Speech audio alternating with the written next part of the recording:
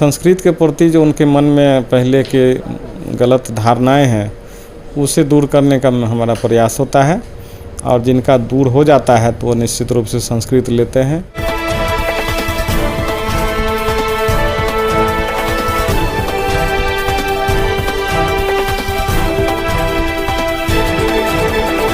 नमस्कार, आप देख रहे हैं न्यूज़ इंडिया। मैं हूं नीरज।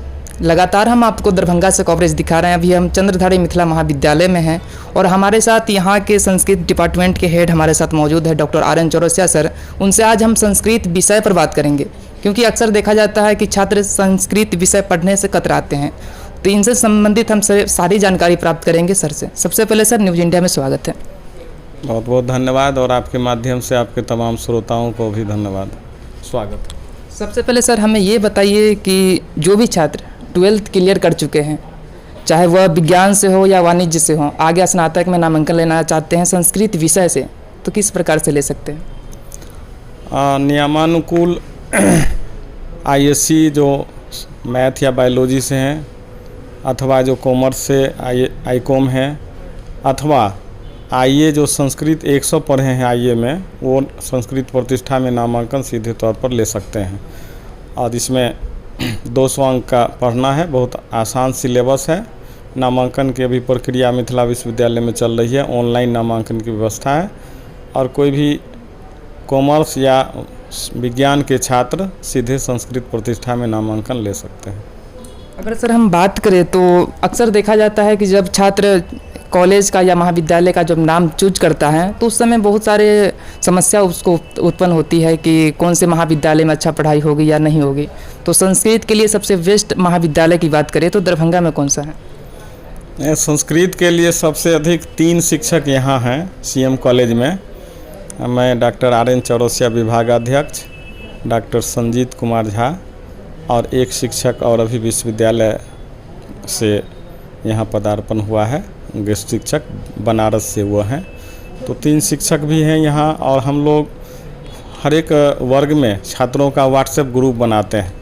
जो दूरस्थ छात्र होते हैं उनके लिए ऑनलाइन क्लास की व्यवस्था करते हैं, जो लोकल हैं उनको बुला करके यहाँ वर्ग जैसे चलता है ऑफलाइन, उस तरह से वर्ग चलते हैं। साथ ही साथ उन्हें गेस्ट क्वेश्चन देना है, पिछले वर्षों का क्वेश्चन है। छात्र कम होते हैं इसमें तो उनको बहुत दिक्कत होती है, लेकिन हम लोग उसकी सारी व्यवस्था रखते हैं। यहाँ अध्ययन सामग्री भी उपलब्ध कराते हैं। जितना पॉसिबल हो सकता है छात्रों की मदद हर तरह से उन्हें सीएम कॉलेज के माध्यम से दिया जाता है। साथ ही साथ हमारे प्रधानाचार्य महोदय का बहुत इसमें उदारता रहती है, कोऑपरेशन रहता है।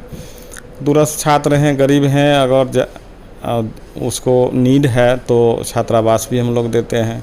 साथ ही साथ सीएम कॉलेज का पुस्तकालय बहुत समृद्ध है, 1.25 लाख से अधिक पुस्तकें हैं, तो छात्रों को बहुत आसानी से संस्कृत की पुस्तकें भी उन्हें पुस्तकालय के माध्यम से मिल जाती है। सीएम कॉलेज प्रीमियर कॉलेज है मिथिला यूनिवर्सिटी का, इसलिए यहाँ एनएसएस की सुविधा है, एनसीसी की सुविधा है, छात्रावास की सुविधा है। तो जिस तरह की गतिविधि में छात्र अगर अन्य गतिविधि भी रखते हैं, सोशल गतिविधि, कल्चरल या प्रतियोगिता आदि में भाग लेना, तो उनको बहुत आसान हो जाता है। तो ओवरऑल उनका सामूहिक रूप से व्यक्तित्व का विकास इस महाविद्यालय में संभव है। इसलिए अगर छात्र पहली चॉइस सीएम कॉलेज देते हैं तो उनको डायरेक्ट फर्स्ट लिस्ट में ही उनका नामांकन यहाँ हो जाएगा। अगर हम बात करें संस्कृत की महत्ता को लेकर, तो संस्कृत का क्या इतिहास रहा है? वर्तमान में छात्र इस पर पहल कर रहे हैं या नहीं कर रहे हैं? संस्कृत तो सब जानते हैं भाषाओं की जननी है, समृद्ध भाषा है, रोचक भाषा है, सरल भाषा है, अधिकतम अंक इसमें मिलते हैं। ये इतिहास ही नहीं बल्कि वर्तमान में भी संस्कृत की ओर पुनः छात्र आकर्षित हुए हैं। किसी न किसी कारण से जो समाज में एक धारणा बन गई, जो संस्कृत ब्राह्मण लोग ही पढ़ते हैं, कर्मकांड पूजे पाठ की भाषा है, बहुत कठिन है, कुछ ऐसी गलत धारणाएं समाज में बन गई, जिस किसी कारण से बने हों। उस कारण से बीच के समय में इससे निश्चित रूप से छात्रों की दूरी बढ़ गई, लेकिन फिर स्थिति अब बदल गई है, और हम लोगों ने कई कार्यक्रमों के माध्यम से गांव समाज में जा कर के यह इन बातों को सही जो स्थिति है वो बताने का काम किए हैं, और पुनः छात्रों का इस ओर झुकाव बढ़ा है। पिछले बार भी सीएम कॉलेज में 38 छात्रों ने नामांकन लिया था। इस बार उससे भी ज़्यादा मुझे उम्मीद है 60 के आसपास छात्र लेंगे। यद्यपि सीएम कॉलेज में 150 सीट यहाँ निर्धारित है स्नातक में। और आने वाले समय में जिस तरह से संस्कृत के प्रति छात्रों का रुझान बढ़ रहा है, मुझे उम्मीद है कि 100 पार हो जाएंगे छात्रों की संख्या यहाँ, और उनको तमाम सुविधाएं देने के लिए हम लोग तैयार हैं। अगर हम बात करें सर, जो भी छात्र यहाँ इस महाविद्यालय से संस्कृत में पढ़ाई कर चुके हैं, आगे स्नातक या पीएचडी कर चुके हैं, तो उनका अभी किस तरह का इतिहास रहा है, किस तरह भविष्य में वो क्या कर रहे हैं अभी? यहाँ से जो भी छात्र पास किए हैं वो निरंतर हम लोग के संपर्क में हैं, और 100% छात्र रोजी रोजगार में गए हैं। ज़्यादातर सरकारी नौकरी में गए हैं। अभी हाल में डॉक्टर संजीत कुमार राम जो यहाँ के छात्र रहे हैं सीएम कॉलेज के, अभी बीएमए कॉलेज बहेड़ी में वो प्राध्यापक हुए हैं।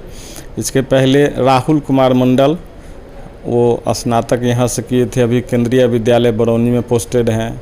यहीं के छात्र रहे डॉक्टर जीवानंद झा, संस्कृत के विभाग अध्यक्ष हैं पीजी डिपार्टमेंट में।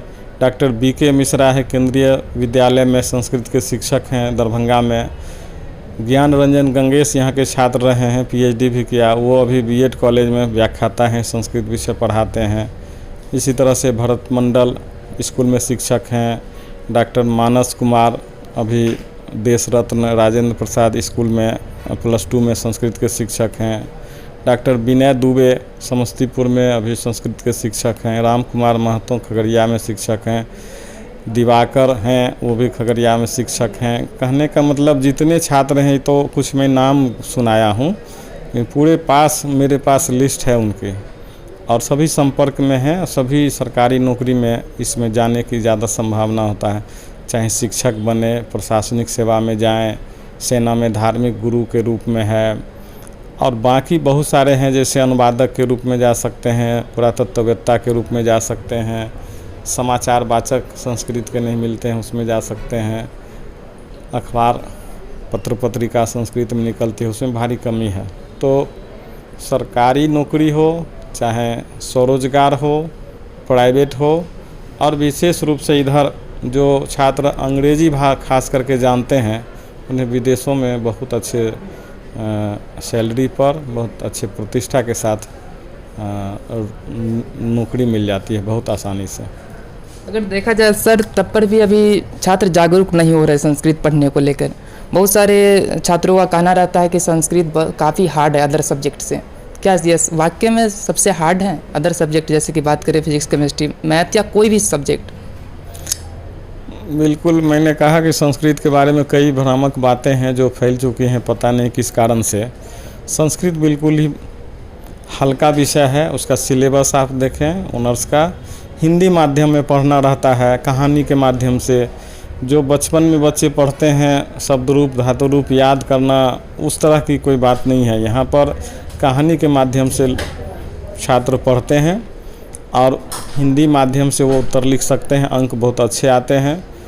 संस्कृत की पढ़ाई दरअसल 2 तरह से होती है। एक तो परंपरागत विश्वविद्यालय है, जिसमें कामेश्वर सिंह संस्कृत विश्वविद्यालय, संपूर्णानंद संस्कृत विश्वविद्यालय, या राष्ट्रीय संस्कृत विश्वविद्यालय नई दिल्ली है, श्री लाल बहादुर राष्ट्रीय विश्वविद्यालय नई दिल्ली। उन सबों में संस्कृत को संस्कृत के माध्यम से पढ़ा जाता है।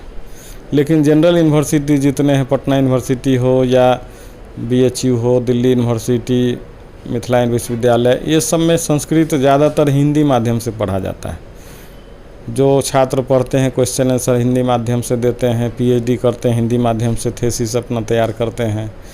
कुछ पोर्शन इसका जैसे निबंध लिखना है वो तो संस्कृत में लिखना भी रहेगा, या अनुवाद है हिंदी से संस्कृत करना वो संस्कृत में होगा। तो बहुत कम पोर्शन है जो संस्कृत में करना। लेकिन अन्य विषयों में, और इसमें अंतर यह है कि अन्य विषयों में जहाँ भीड़ भाड़ ज़्यादा है, छात्रों की संख्या काफ़ी है, संस्कृत में अभी कम छात्र हैं निश्चित रूप से, और उसी का लाभ जो पढ़ते हैं उसको मिलता है। चूँकि कम छात्र हैं और वैकेंसी आती है तो उनका सिलेक्शन बहुत आसानी से हो जाता है। इसलिए छात्रों से मैं अपील यह भी करूँगा कि आप भीड़ का हिस्सा न बने।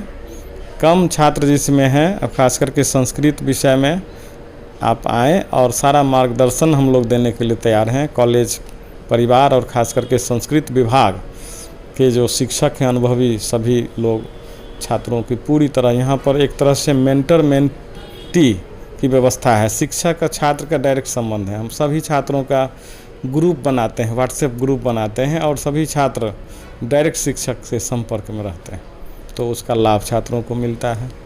सर, अगर हम बात करें जो भी छात्र नामांकन लेना चाहते हैं स्नातक में, तो वह नामांकन किस प्रकार से लें? ये अभी ललित नारायण मिथिला विश्वविद्यालय में स्नातक के छात्रों का ऑनलाइन नामांकन की प्रक्रिया चल रही है। जो भी छात्र जहां हैं वे चाहें तो वहीं से www.lnmu.ac.in साइट खोल करके ऑनलाइन अभी आवेदन डाल दें, और उसमें कॉलेज का चॉइस भी मांगा जाता है। अगर सीएम कॉलेज में लेना है तो सीएम कॉलेज नंबर 1 में चॉइस दे देंगे, तो उनका प्रथम लिस्ट में ही चयन हो जाएगा और आके कॉलेज में फिर नामांकन ले लेंगे। अगर किसी तरह की दुविधा है, कठिनाई है, तो मेरा नंबर मैं बोलता हूँ, इस नंबर पर वो कॉल करके हमसे पूछ सकते हैं, या महाविद्यालय सीएम कॉलेज आके भी मिल सकते हैं विभाग में, अथवा यहाँ वर्षर कार्यालय में मैं बैठता हूँ। मेरा नाम हुआ doctor RN Chaurasia. Mobile number 9905437636। इस पर कंसल्ट करके राय ले सकते हैं किसी भी समय में। 24 घंटा मेरा मोबाइल खुला रहता है, और अगर फ़ोन ना उठाएं तो फिर मैसेज कर देंगे, मैसेज का जवाब मैं दे दूंगा। तो अभी ले सकते हैं मिथिला विश्वविद्यालय में, और सीएम कॉलेज में उनका स्वागत है। हम लोग चाहते हैं अधिक से अधिक छात्र आएँ और लाभ उठाएं। इसमें कोई जाति वर्ण का कोई बंधन नहीं है। किसी भी अल्पसंख्यक समुदाय के भी लोग ले सकते हैं, SC ले सकते हैं, BC कैटेगरी के ले सकते हैं, जनरल कैटेगरी के ले सकते हैं। सबों के लिए संस्कृत बहुत कामधेनु की तरह पार कराने वाला है। जीवन के नाव को बहुत बखूबी पार करा करके बहुत अच्छे जगह पर सम्मान प्रतिष्ठा के साथ पैसे भी कमाएंगे, और प्रशासन में हो जहाँ भी रहेंगे वो अच्छा ही करेंगे। क्या सर, जो भी छात्र अभी संस्कृत पढ़ना नहीं चाहते हैं, सिर्फ छात्रों की ही गलती होती है कि संस्कृत की तरफ अग्रसर नहीं हो रहे हैं, या उसमें शिक्षक की भी कुछ कमी है? कहीं न कहीं शिक्षक की तो कमी रही है, नहीं समझा पाए हैं हम लोग। लेकिन अब हम लोगों ने ठाना है कि जितनी तरह की इसके प्रति जो गलतफहमियां हैं उसको दूर कर रहे हैं हम लोग। जो भी संपर्क में आते हैं तो एक बार 2 बार में समझते हैं। जो दिक्कत यह होती है कि जो संस्कृत खुद नहीं पढ़े हैं वो उनसे सजेशन लेते हैं छात्र, तो सही सजेशन उन्हें नहीं मिल पाता है। उनके बड़े भाई पिताजी हैं जो हिस्ट्री पढ़े हैं, जो कॉमर्स पढ़े हैं, तो वो तो उस विषय का सजेशन देंगे। ये संस्कृत पढ़ने वाले कम हैं, इसलिए उनका संपर्क कम हो पाता है। लेकिन जैसे ही हम लोग से संपर्क होता है तो छात्र इस बात को समझते हैं और इस विषय की ओर उन्मुख हो रहे हैं। थोड़ा और वक्त लगेगा, हम लोग अभियान को जारी रखे हुए हैं, और उम्मीद है निकट भविष्य में छात्रों के बीच या समाज में जो संस्कृत के प्रति बहुत सारी गलतफहमियां हैं वो दूर हो जाएंगी, और छात्र पुनः एक बार इस ओर उन्मुख होना शुरू होगा। अंतिम में सर, हमारे चैनल के माध्यम से उन छात्रों को क्या अपील करेंगे जो संस्कृत पढ़ना चाहते हैं लेकिन उनको सही दिशा निर्देश नहीं मिलने के कारण अदर सब्जेक्ट चूज कर लेते हैं, उन छात्रों को? ऐसे तो मेरा मानना है कि विषय कोई भी अच्छा नहीं है, जिसमें अच्छा किया जाए वो उसके लिए अच्छा है। लेकिन अगर संस्कृत पढ़ने की इच्छा है तो वो ज़रूर आएँ। CM कॉलेज, मारवाड़ी कॉलेज, जहाँ भी संस्कृत के शिक्षक उन्हें मिलते हैं, प्रॉपर गाइड वही कर सकते हैं। हम लोग आते हैं तो छात्रों का पहले करियर काउंसलिंग करते हैं। वो करियर किस तरह के चुने, उसकी आवश्यकता, रुचि, क्षमता आदि सब कुछ देखते हैं, तब वो निर्णय करते हैं। ऐसा नहीं है कि मैं संस्कृत का हूँ तो सबों को संस्कृत ही पढ़ने बोल दूँ। बहुत सारे छात्र ऐसे भी हैं जो अंग्रेजी में अच्छा कर सकते हैं, हिंदी में अच्छा कर सकते हैं, वो भी सजेशन देता हूँ।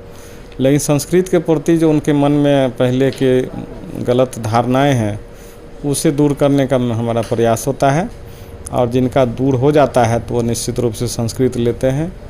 कई छात्र, मैं 3 छात्र का तो पिछले बार एडमिशन लिया था दूसरे विषयों में, और 3 छात्र मेरे ही आदेश से उनका नामांकन वो स्वतः ही रद्द कराने के लिए पहुंच आया कि मैं संस्कृत लूँगा, इसलिए मैं नामांकन पिछला रद्द कराना चाहता हूं। तो ऐसी भी स्थिति है कि छात्र अब समझ रहे हैं और इस ओर उन्मुख हो रहे हैं। हमारा प्रयास है कि पूरा अधिक से अधिक छात्र आएँ और उनको किसी प्रकार की कठिनाई ना हो, ये भी वातावरण हम लोग कॉलेज में दे रहे हैं।